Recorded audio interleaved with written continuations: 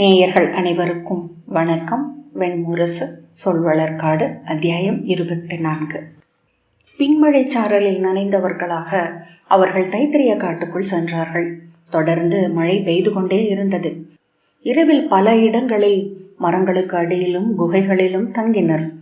பின்னர் பீமன் இலைகளை கூட்டி மழை காக்கும் தழையாடை ஒன்றை அமைத்தான். கமுகு பாளைகளை கொண்டு வந்து வெட்டி பின்னி குடைகளை செய்தான்.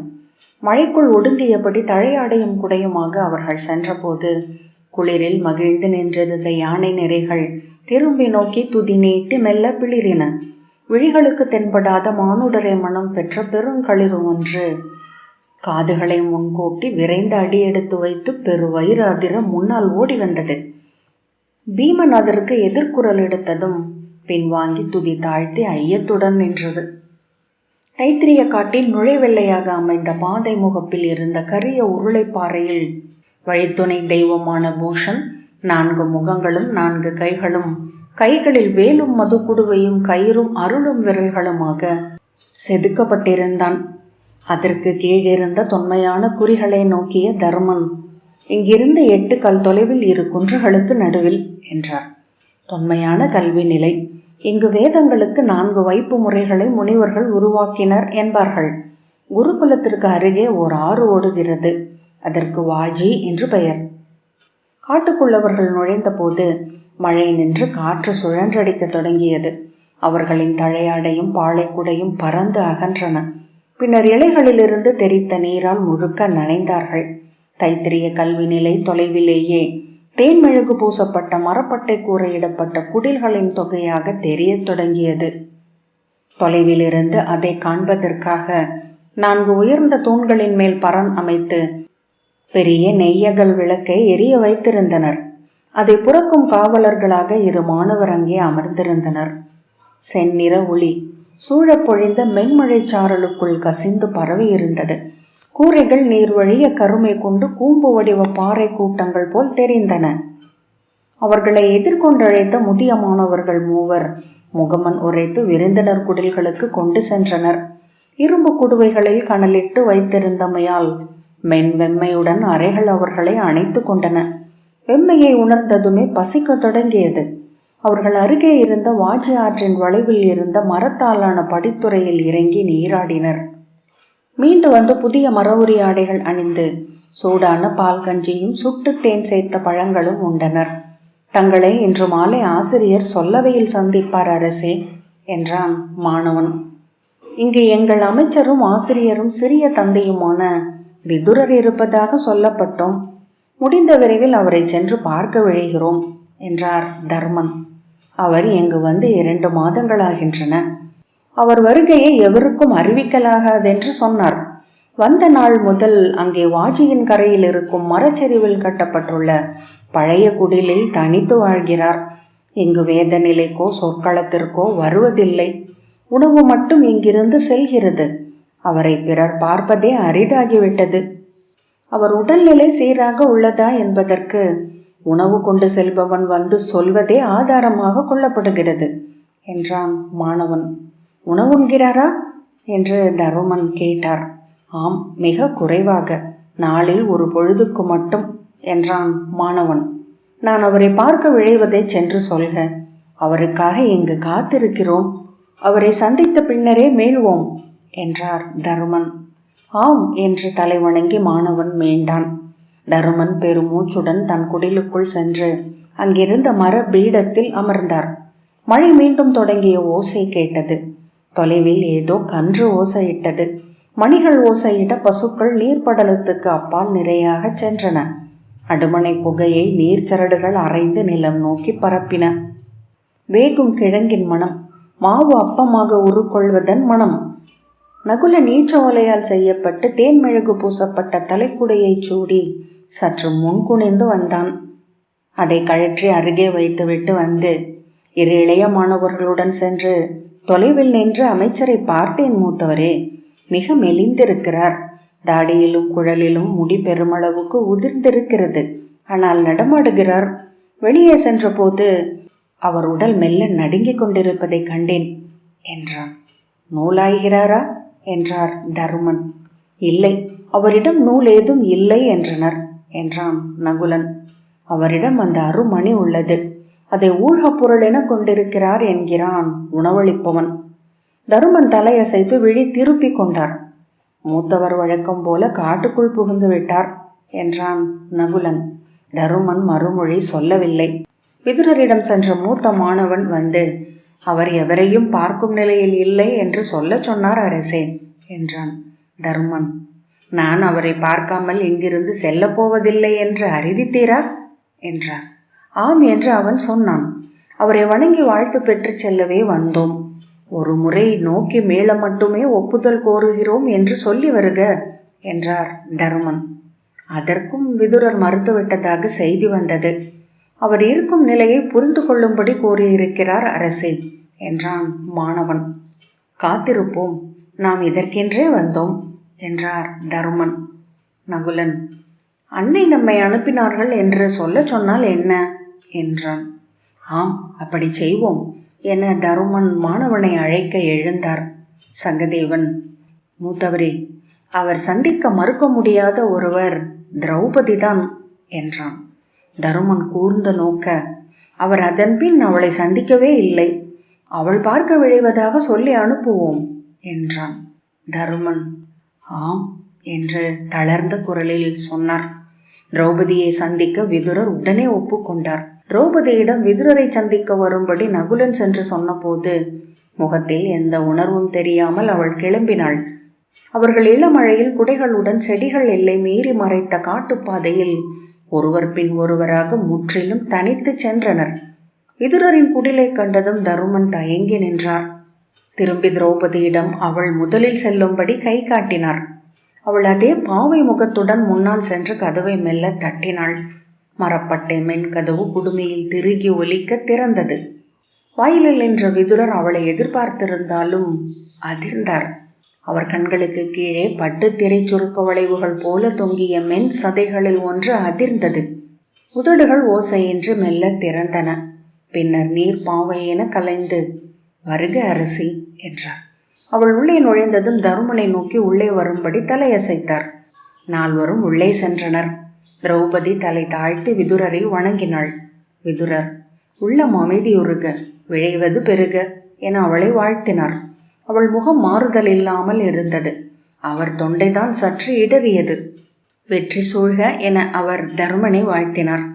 அர்ஜுனனும் நகுலனும் சகதேவனும் அவ்வாறே வாழ்த்து பெற்ற பின் விரித்திட்ட ஈச்சைப்பாயில் அமர்ந்தனர்.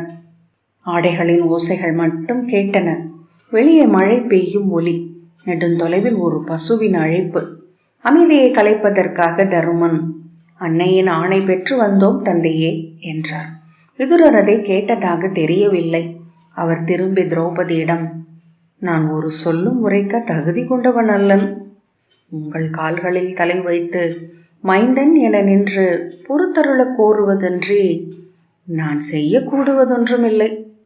அவள் ஒன்றும் சொல்லாமல் விழி சாய்த்து அமர்ந்திருந்தாள். ஒரு கணம் சினம் கொண்டு தருமனின் குருதி தலைக்குள் ஏறியது. அவர் பார்வையை திருப்பிக் கொண்டு இதழ்களை இறுக்கினார். அற உணர்வென்பது ஒருவனின் தன்னியல்பாக உள்ளிருந்து எழ வேண்டும் என்பதை அறிந்தேன் அரசி.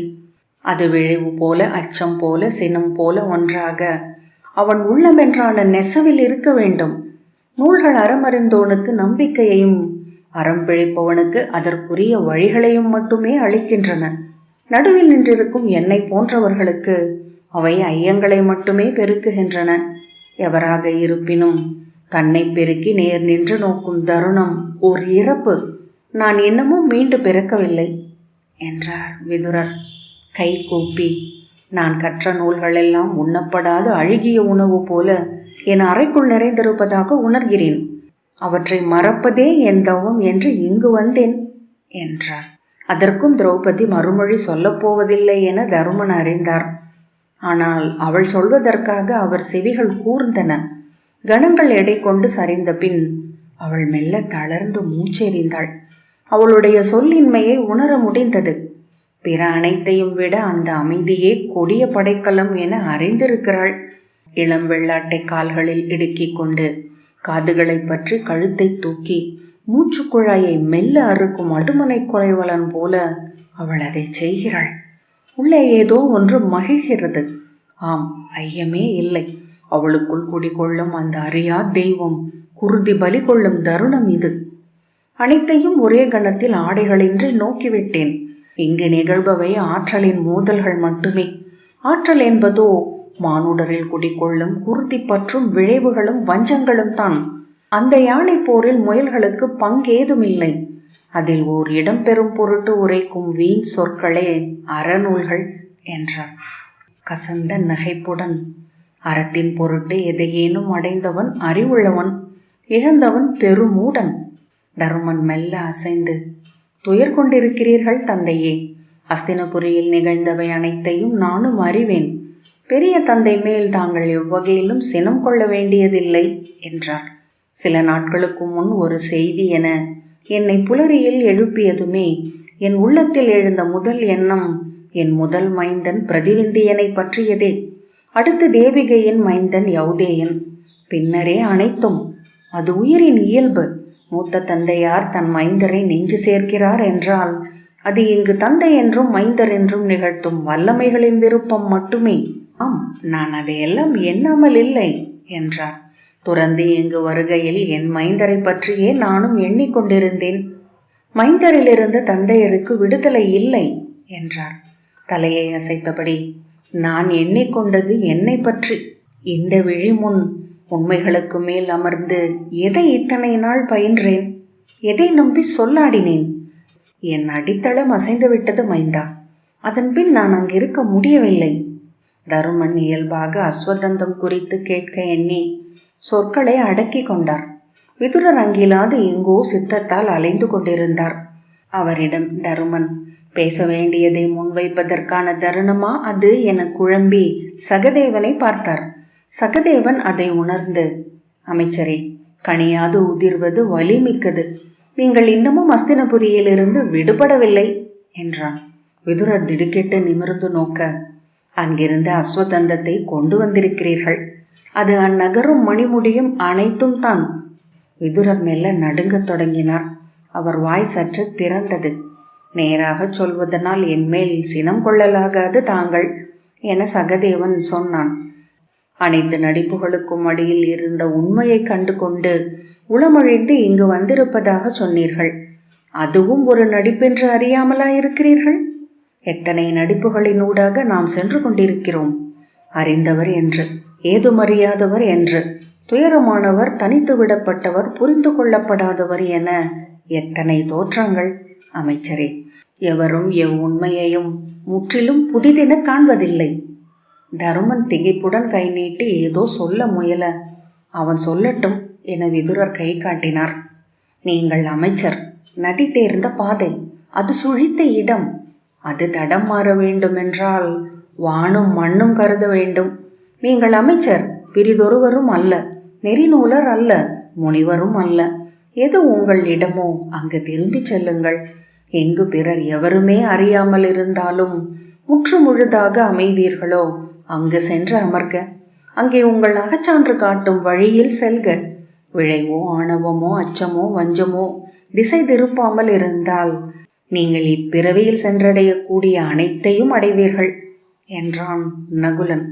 நான் நடிக்கிறேன் என்கிறாயா மைந்தா என்று விதுரர் கேட்டார். அவர் குரலில் இருந்த தளர்வு தருமனை உளமுருகச் செய்தது. அவர் திரும்பி சகதேவனின் விழிகளுக்குள் நோக்கினார். அவன் ஐயமற்ற குரலில், இங்கிருக்கையில் நீங்கள் உங்களை எப்படி பார்த்து கொண்டீர்கள்? இங்கிருந்து வெளியே நோக்கும் கோணத்திலா, அன்றி வெளியே இருந்து இங்கிருக்கும் உங்களை நீங்களே நோக்கும் கோணத்திலா? விதுரர் மறுமொழி சொல்லாமல் மெல்ல நடுங்கும் தலையுடன் அவனையே நோக்கினார். அங்கிருந்து நோக்கி கொண்டிருந்தீர்கள் அமைச்சரே. அதை இங்கு வரும் வழியிலேயே நான் உணர்ந்தேன். இங்கு ஒவ்வொரு பொருளும் அக்கோணத்தில் நோக்கி அமைக்கப்பட்டிருந்தன. உங்கள் கைகளுக்கு உள்ளம் சொன்னது அது. அமைச்சரே, உலகு முன்னடிக்கும் உருக்கள் ஏதும் நமக்குரியவை அல்ல.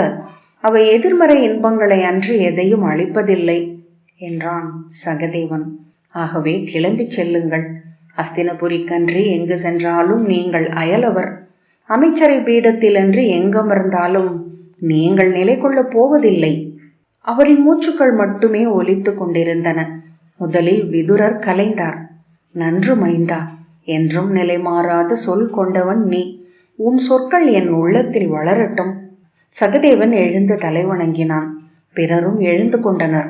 தருமன் விதுரரிடம் விடைபெறும் முகமாக ஏதேனும் சொல்ல விழைந்தார். ஆனால் ஒரு சொல்லும் எழவில்லை. பெருமூச்சுடன் மீண்டும் ஒரு முறை தலைவணங்கி குடையை எடுத்துக்கொண்டு இளமழை நின்றிருந்த சரள் கல்முற்றத்தை நோக்கி இறங்கிச் சென்றார். அரசே கேள். இக்ஷ்வாகு குலத்தில் பிறந்த ஹரிச்சந்திரன் என்னும் அரசன் இருந்தான். 100 மனைவியரையும் 1000 களஞ்சியங்களையும் 1,00,000 மாநிலைகளையும் கொண்டு அவன் செழிப்புற்றிருந்தான் என்கின்றன நூல்கள். 100 மனைவியரும் கருவுறாமை கண்டு உளம் வருந்தினான். தொல்புகழ் இக்ஷ்வாகு குலம் வேருடன் அழியுமோ என கண்ணீர் விட்டான். அவன் அவைக்கு நாரத முனிவர் வந்தபோது அவர் தாழ் பணிந்து தனக்கு ஒரு வழி உரைக்கும்படி கூறினான். வருணனை போற்று, அனைவருக்கும் கனியும் அரச மைந்தனை அவன் அளிப்பான் என்று நாரதர் சொன்னார். வருணனுக்குரிய 7 வேள்விகளை ஹரிச்சந்திரன் செய்தான். முகில்கள் கூடி கருமை கொண்டு அவன் வேள்விச்சாலை நனைந்தது. அவன் வேள்விச்சாலையின் கூரை வழியாக இறங்கிய நீர் சரடு ஒரு வெள்ளித்தூண் என நின்றது. அதில் எழுந்த வருணன் அங்கிருந்த அந்தணருக்கு காட்சியளித்தான். அரசே, இப்பிறவியில் உனக்கு மைந்தனுக்கு ஊழலி இல்லை. அந்நினைப்பு ஒழிக. இல்லை, மைந்தன் இல்லாமல் இப்புவி விட்டு நீங்க மாட்டேன். என் மூத்தோருக்கு நீரளிக்க மைந்தன் இல்லையேல் என் வாழ்வுக்கே பொருள் இல்லை என்று ஹரிச்சந்திரன் அழுதான். அரசே, நீரள்ளி அளிக்க குருதி மைந்தன் வேண்டும் என்பதில்லை. மைந்தன் என ஏற்கப்பட்ட எவருக்கும் அவ்வுரிமை உண்டு. மைந்தர் இல்லை என்பவர் குருதி முளைக்காதவர் அல்ல, உளம்பிரியாதவர் மட்டுமே. வெளியே எத்தனை இளமைந்தர், எத்தனை ஒளிரும் விழிகள், எத்தனை புன்னகைகள். உளமிருந்தால் நீ 10,000 மைந்தருக்கு தந்தையாகலாம். 100 பிறவிகளில் அவர்கள் இறைக்கும் நீரால் அங்கொரு கங்கையை ஓடச் செய்யலாம் என்றான் வருணன். நான் விழைவது எனக்கென்றொரு மைந்தனை மட்டுமே. என் குருதியே நானாகி எஞ்ச வேண்டும் என் மகன் என்றான் ஹரிச்சந்திரன். இது புடவையை அமைத்து ஆளும் நெறி. நீ மட்டுமல்ல, நானும் அதை மீற முடியாது. இந்நதிக்கரையின் ஒரு மணற்பருவை கூட்டவும் குறைக்கவும் எவருக்கும் உரிமை இல்லை என்றான் வருணன். என் வேள்வி பயன் என நீ இங்கு வந்தாய். வேதத்திற்கு கடமைப்பட்டவர்கள் தேவர்கள். வேண்டியதை நீ அளித்தாக வேண்டும் என்று உரைத்த ஹரிச்சந்திரன் திரும்பி அந்தனரிடம், மைந்தனை கோரி அவியிடுக, மறுத்து இத்தெய்வம் விண்புகும் என்றால் வேதத்தை மீறிய பழி அதை சூழ்க என்றான். அந்தனர் அவியிட்டு வேதம் ஓதினர். நீ சொல்வது உண்மை. வேதம் வேட்பதை தேவர் மீற முடியாது என்றான் வருணன். ஆனால் விண்பரப்பில் உன் மைந்தன் இன்றில்லை. அன்னத்தை மண்ணிலிருந்து எடுக்கலாம், ஆத்மனை எங்கிருந்து அள்ளுவது என்றான். நான் அதை அறியேன். நான் கேட்பது வந்தாக வேண்டும். ஊற்றுக சோமம், பொழிக சுறா, பெய்க நெய் என அரசன் கூவினான். வருணன் கை கோப்பி, ஒரு வழி உள்ளது. என் மைந்தன் தக்ஷசவர்ணியை உனக்கு மைந்தனாக அளிக்கிறேன். உன் மைந்தன் உடலில் அவன் 2 வியாழ வட்ட காலம் வாழ்வான். அதன்பின் அவன் மீண்டும் வந்தாக வேண்டும் என்றான்.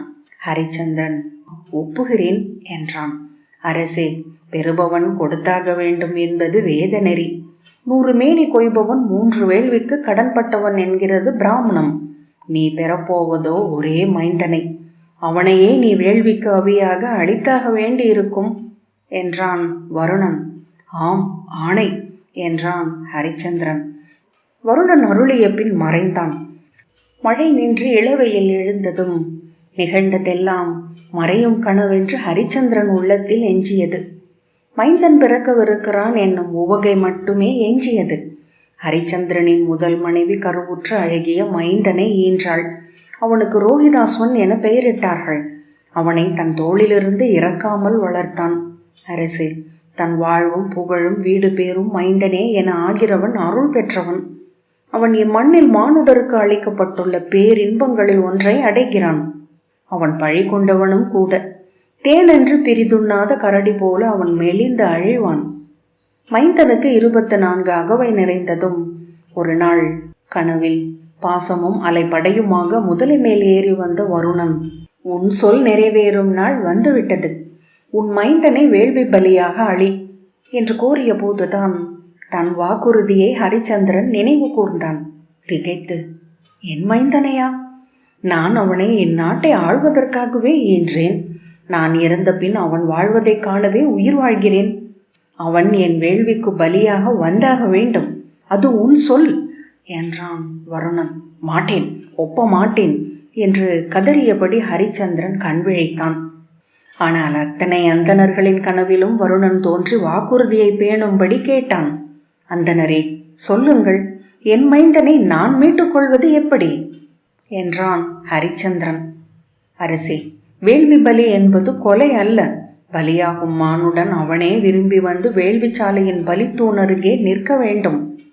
உங்கள் மைந்தன் ஒப்பாவிட்டால் அவனை பலியிட வேத நெறி இல்லை என்றார்கள் அந்தணர்கள். ஹரிச்சந்திரன் தன் மைந்தனிடம், மைந்தா, நீ பலியாவதற்கு ஒப்புக்கொள்ள வேண்டியதில்லை. இங்கு நீ இருக்க வேண்டியதும் இல்லை. இங்கிருந்து செல், எங்காவது கறந்து வாழ். உனக்காக நான் பழி கொள்கிறேன் என்றான். ரோஹிதாஸ்வன் பலியாவதற்கு அஞ்சி தப்பி ஓடினான். காடுகளில் வேத பள்ளிகளில் சேர்ந்து தாடியும் முடியும் வளர்த்து பிற பெயரில் வாழ்ந்தான். அவனை தேடி அரசரின் படைகள் வீணே அலைந்தன. 6 ஆண்டு காலம் காட்டில் வாழ்ந்த ரோஹிதாஸ்வன் ஒரு நாள் பிராமணங்களில் தேர்ந்த ஓர் அந்தணரை கண்டு தன் கதையை சொன்னான். நான் உயிர் பிழைத்திருக்க பிராமணங்கள் சொல்லும் வழி ஏதேனும் உண்டா என்று கேட்டான். தைத்திரிய பிராமணங்களில் ஒன்றில் ஒரு வழி சுட்டப்பட்டுள்ளது. உனக்கு மாற்றாக வேதம் கற்ற அந்தன இளைஞன் ஒருவன் விரும்பி வந்து வேள்வி பலியாக ஆவான் என்றால் நீ உயிர் பிழைக்கலாம் என்றார் அந்தனர். அப்படிப்பட்ட அந்தனரை தேடி ரோஹிதாஸ்வன் பயணமானான். 1 ஆண்டு காலம் காட்டில் அந்தணர்களை தேடி அலைந்தான் ரோஹிதாஸ்வன். அவனுக்காக உயிரளிக்க எவரும் சித்தமாகவில்லை. அகத்திய கூட மலையடிவாரத்தில் அவன் ஒரு முனிவரை பற்றி கேள்விப்பட்டான்.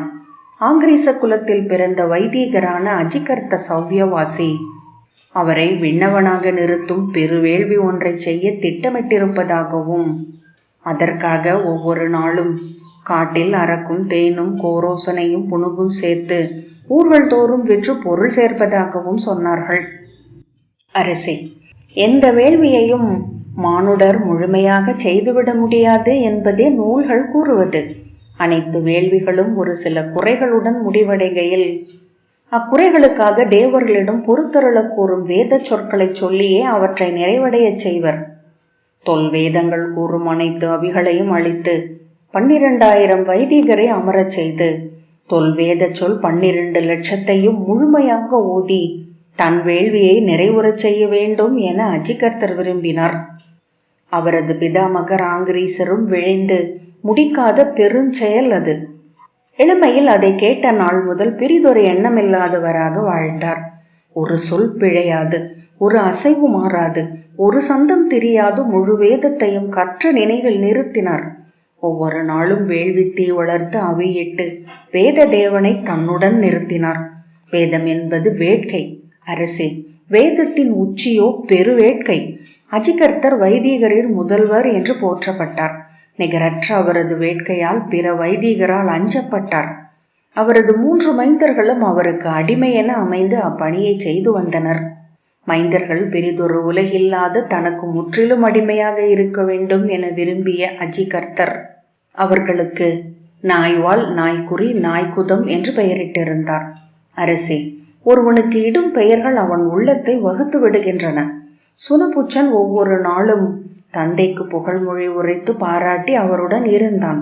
சுனஷேபன் அவர் சொன்ன வேலையை ஓடி ஓடி செய்தான். சுனலாங்குலன் அடுமனை ஓரத்திலேயே அமர்ந்திருந்தான். அவர்களின் பெயர்களால் அவர்கள் சந்தைகளில் பழிக்கப்பட்டனர். பெண்களால் வெறுக்கப்பட்டனர். அதை அவர்கள் அறியவே இல்லை. விலங்குகளைப் போல அவர்கள் மானுட உலகில் வாழ்ந்தனர். ஒவ்வொரு நாளும் தான் ஆற்றி வந்த மகாபூத வேள்விக்கு துணையமர வேண்டும் என்பதனால் அவர்களுக்கு வேதங்களை சொல்மாறாது கற்பித்திருந்தார் அஜிகர்த்தர். ரோஹிதாஸ்வன் அவரிடம் வந்து வணங்கி அவரது விருப்பத்தை மிக எளிதில் நிறைவேற்றும் வழி ஒன்று தன்னிடம் இருக்கிறது என்றான். அவர் மைந்தர்களில் ஒருவர் தனக்காக வேள்வி பலியாக நிற்பான் என்றால் 1000 பசுக்களை கொடையளிப்பதாகவும் அவற்றின் நெய்ப்பயனால் 10 ஆண்டுகளில் போதிய செல்வத்தை சேர்த்து அவர் விண்புகும் வேள்வியை செய்யலாம் என்றும் சொன்னான். அவர் தன் வேட்கை நிறைவேறும் வாழ்க்கை என்றே அதை கண்டார். அரசே, அழிவின்மையை வேட்பவன் பிற எதையும் பொருட்படுத்துவதில்லை. முதல் மைந்தன் தனக்கு இனியவை சொல்லி அருகிருப்பவன் என்பதனால் அஜிகர்த்தர் அவனை அழிக்க விரும்பவில்லை. அடுமனை காவலன் என்பதனால் இளையவனை அழிக்க அன்னையும் ஏற்கவில்லை. ஆகவே நடுவமைந்த மைந்தன் சுனசேபன் தந்தையால் நீரூற்றி ரோகிதாஸ்வனுக்கு கொடையளிக்கப்பட்டான். இனி உன்னுடையவன் அவன் என அஜிகர்த்தர் சொல்லளித்தார். பின்னர் மைந்தனிடம் திரும்பி, நீ இவருடன் செல்க. இவர் காட்டும் வேள்வி பந்தலில் உன் உயிரை உகந்து பலியாக அழி. இது உன் தந்தையின் ஆணை என்றார். அவ்வாறே என்று சுனசேபன் தலை வணங்கினான். சுனசேபனுடன் தன் நகர் மீண்ட ரோகிதாஸ்வன் தந்தையிடம் வந்து, வேள்வி நெறிகளின்படி அந்தன இளைஞனே தனக்கு மாற்றாக நிற்கலாகும் என்றும் பிராமணங்கள் கூறும் நெறி அது என்பதனால் தேவர்கள் அதை மறுக்கலாகாது என்றும் சொன்னான். அந்தனரை அழைத்து வருணரை பன்னிரு களத்தில் வரவழைத்து சொல் கேட்டபோது அவனும் அதை ஏற்றான். எனவே வேள்விக்கு நாள் குறிக்கப்பட்டது. வேள்வி பந்தல் எழுப்பப்பட்டது. 100 வைதீகர் வந்து பந்தலில் அமர்ந்தனர். அப்பந்தலில் 4 பெருவைதீக மரபிலிருந்தும் முதன்மை ஆசிரியர்கள் வந்திருந்தனர். உத்கர்த்தராகிய அயஸ்ய முனிவரும் அத்வரியுவாக ஜமதக்னியும் பிராமணராக வசிஷ்டரும் ஹோதாவாக விஸ்வாமித்திரரும் வந்தனர். மஞ்சள் ஆடை அணிந்து மலர் மாலை சூட்டப்பட்டு அழைத்து வரப்பட்ட சுனசேபன் பலி விலங்கென வேள்வித்தூணில் கட்டப்பட்ட போதுதான் 4 முனிவர்களுமே சினந்து எழுந்தனர். மானுடனை பலி கொடுப்பது தொல்வேத நெறி. 1000 சல்லடைகளால் சலித்து மீட்ட 4 வேதம் அதை ஒப்புவதில்லை என்று உரைத்து அவர்கள் எழுந்து வெளியேறினர். திகைத்து நின்ற அரசனிடம், அரசே, தொல்வேத முறைப்படி மானுடனை பலி கொடுப்பவர்கள் இன்றும் உள்ளனர். அவர்களை கொண்டு வருக என்றார் அந்தனர் ஒருவர். தொல்வேத வேள்வி ஏற்றுபவர்களை தேடிச் சென்ற ரோகிதாஸ்வன் எங்கும் காணாமல் இறுதியில் மீண்டும் அஜிகர்த்தரிடமே வந்து சேர்ந்தான். முனிவரே, இன்று தொல்வேதத்தை முழுதாற்றுபவர் நீங்கள் மட்டுமே. மேலும் 1000 பசுக்களை பெற்றுக்கொண்டு எங்கள் வேள்வி பலியை நிறைவேற்றி அருள்க என்றான். அதை ஏற்று தன் பிற 2 மைந்தருடன் வேள்விச்சாலைக்கு வந்த அஜிகர்த்தர் சுனசேபனை தூய நீராட்டி காப்பு கட்டி கொண்டு சென்று வேள்வி காலில் கைகள் பிணைத்து கட்டி வேள்வி பலியாக அறிவித்தார். அவன் நாளும் கோளும் குலமும் பயிரும் கூவி அறிவித்து விண்ணவர்க்கு இனிய பலி அவன் என தெரிவித்தார். தானே உத்கர்த்தராகவும் அத்வரிவாகவும் பிராமணராகவும் அமர்ந்து வேள்வியை முழுமை செய்தார். ஆனால் இளமைந்தனை கொல்ல அந்தனர் ஒப்புக்கொள்ளவில்லை. இளங்கன்றை கொன்று பலியிடுவதே வேத நெறி. வேதம் ஓதும் நா கொண்டவனை பலியிட நாங்கள் சித்தமல்ல என்று விலகினார்கள். எரியில் எழுந்த ஒரு நொன் நான் நீட்டி அவி தேடி துள்ளி கொண்டிருந்தான். அவன் சினம் கொள்வதைக் கண்ட ஹரிச்சந்திரன் அஜிகர்த்தரின் கால்களில் விழுந்து, முனிவரே, தாங்களே ஹோதாவாகவும் அமர்ந்து வேள்வி நிறைவு செய்ய வேண்டும் என்றான். 10,000 பசுக்கள் தேவை எனக்கு. இவ்வேள்வி முடிந்ததும் இப்புவியில் மானுடர் எவரும் இயற்றாத வேள்வியை நான் தொடங்குவேன். அஜிகர்த்தர், அவ்வாறே ஆகுக என்றான் அரசன். தந்தை தன் கையில் கூறிய கத்தியுடன் அணுகி வருவதை மைந்தன் கண்டான். அப்போது விஸ்வாமித்திரர் வேள்விச்சாலைக்குள் நுழைந்தார். மைந்தா, உன் விழிகளை மறந்து என்னால் துயில முடியவில்லை. இவ்வேள்வி பலியை நான் தடுக்கிறேன் என்று கூவினார். வேள்விக்கென நிறுத்தப்பட்ட விலங்கை விடுவிப்பவன் வேள்வியை தடுத்த பழியை சுமக்க வேண்டும். முனிவரே, நீர் நீங்கா இருளுலகுகளுக்குள் தள்ளப்படுவீர் என்று அஜிகர்த்தர் சினத்துடன் கூவினார். நான் இவனை இப்போதே என் மைந்தனாக ஏற்கிறேன் என்று விஸ்வாமித்திரர் சொன்னார். குனிந்து அங்கிருந்த கங்கை நீர் குடத்தையும் தர்பையையும் கையில் எடுத்து மைந்தனை ஏற்பதற்கான வேத மந்திரங்களை சொல்லி, வேத சொல் சான்றாக இக்கணம் முதல் இவன் என் மைந்தன் என அறிவித்தார். மைந்தா, ரிக்வேதத்தை முழுதும் கற்று நிறைந்தவன் நான். 10,000 முறை ரிக்வேதத்தை நான் முழுமையாக சொல்லி இருக்கிறேன். என் வாழ்நாள் தவம் அது. அந்த பயன் முழுக்க உனக்கே அமையட்டும். ரிக்வேதத்தின் இறுதி பாடலை மட்டும் சொல்லி அதை நீ உன் தந்தையின் கொடை என கொள்க என்றார். நீ வேள்வி பலியாக கூடாது. வைதீகனாகி சொல் நிறைய வேண்டும். இது உன் தந்தையின் ஆணை என கூவினார். சுனசேபன் அவர் சொன்ன வேத மந்திரத்தை சொன்னதும் வானில் இடி எழுந்தது. அனல் விழுந்து வேள்விச்சாலை எரியத் தொடங்கியது. மின்னுருவாக மண்ணில் வந்திறங்கிய இந்திரன் வருணனை வென்று துரத்தினான். அவன் இடிச்சொல் முழங்கியது. நீ வாழ்த்தப்பட்டாய் என 3 முறை ஒலித்தது வானம். வேள்விச்சாலை எரிந்து அணைந்தது. விஸ்வாமித்திரர் சுனசேபனை கைப்பற்றி நெஞ்சோடு சேர்த்து அழைத்துச் சென்றார். தொல்வேதங்களிலேயே உள்ளது இக்கதை என்றார் கோபாயனர். சுனசேப முனிவரை சௌனகம், மைத்ரேயம், தைத்திரியம் என்னும் 3 வேத நிலைகளும் தங்கள் முன்னோடி என கொள்கின்றன. வேத வேள்விகளின் முறைமையை வகுத்தவர் அவர். எங்கள் தொல்கதைகளின்படி தித்திரி பறவைகளின் வடிவில் சென்ற முனிவர்களுக்கு சுனசேபர் அருளிய வேத மெய்ப்பொருளை கற்பதனால் இம்மரபு தைத்திரியம் எனப்படுகிறது. அவர் முன் தருமனும் தம்பியர் 3 அமர்ந்திருந்தனர். கோபாயனர் கை காட்ட இரவு கல்வி முடிந்ததை அறிவித்தபடி மணியோசை எழுந்தது. சொல்வளர்காடு 24வது அத்தியாயம் இத்துடன் நிறைவு பெற்றது. நன்றி.